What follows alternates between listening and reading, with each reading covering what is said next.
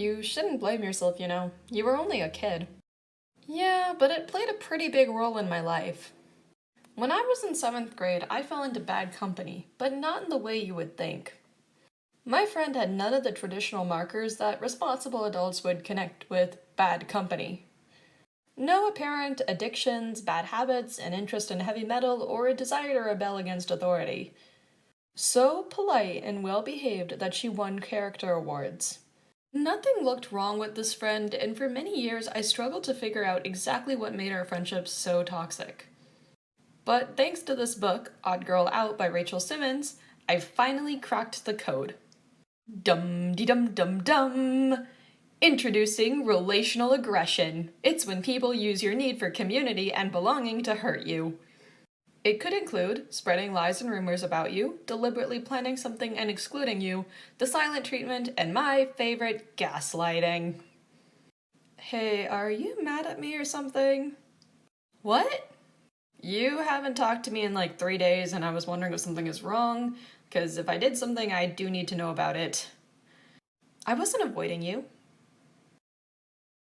As someone who has a healthy best friend relationship now, I can count the number of times that we have disagreed or quote unquote fought about something, and it's never resulted in me giving her the silent treatment, talking bad things about her to our mutual friends, or ignoring her and then acting like nothing is wrong. We state our positions, find a compromise, or just agree to disagree. I know that at the end of the day, my friend is her own person and has a right to her opinions and her conscience, as I do mine.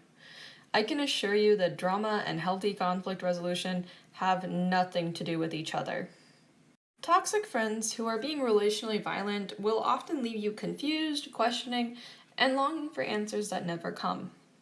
My friend did not always act toxic. In the beginning, we had a lot of fun together. I liked having a friend who was into dolls like I was, and they even made me a birthday card with my favorite cartoon character on it. Only when we got to middle school and started to grow in different directions, I began to see a less savory side to my friend, but I brushed it off, partly out of guilt and partly out of loyalty. I didn't want to end a friendship with someone I had known from childhood, and the instances were so few and far between that I couldn't quite piece them together until it was too late.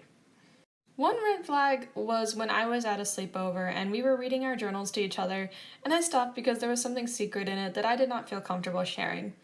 In a way that could be seen as playful, I thought they were going to pretend to grab the book from me only to have them forcefully grab it. Luckily, the secret was petty enough to be harmless if it got out, but I now see what my friend did as a major boundary violation. If someone doesn't want to share something, they shouldn't be forced to. Another incident happened when we were in youth group. There was a girl standing far off who seemed to only have patches of hair growing out of her head. It was clearly a medical condition and not something she chose, so all the other girls made it a point to be polite and not mention it. But my friend came up really close to me and said, "What's up with her hair?" The shocking lack of empathy in that statement really contrasted the person that I saw at school, hugging other girls, saying please and thank you to adults, and handing out teacher appreciation gifts. I was getting front row tickets to an insider horror show that I did not ask to see. Still, getting rid of this friend was not gonna be so easy. They knew everybody I knew, and leaving them meant leaving everyone. And I wasn't sure if I was ready to do that. I didn't know anyone else that well, and the fact that I would only meet another best friend in the 11th grade and then college went to show that my fear of isolation was well founded. But I still found a way to tolerate being alone. My friend did not like that I distanced myself from them and suddenly apologized. Didn't say for what, mind you, but I declined any future offer of friendship. I had had enough and I wanted to move on. I just want to say that if you're beginning to see these patterns with your friends or are in the middle of a situation like this where they are nice and then mean and always pointing the finger at you, then you don't have to be friends with these people. Actual isolation is so much better than being around people who make you feel alone. Read a book during lunchtime or sign up for an interesting after-school activity.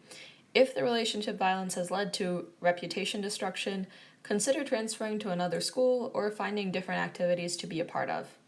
There are some people who make it their whole business to run the middle school and high school hallways, and you don't have to be a part of that. There are good, healthy relationships out there, and we can find them as long as we stay rooted.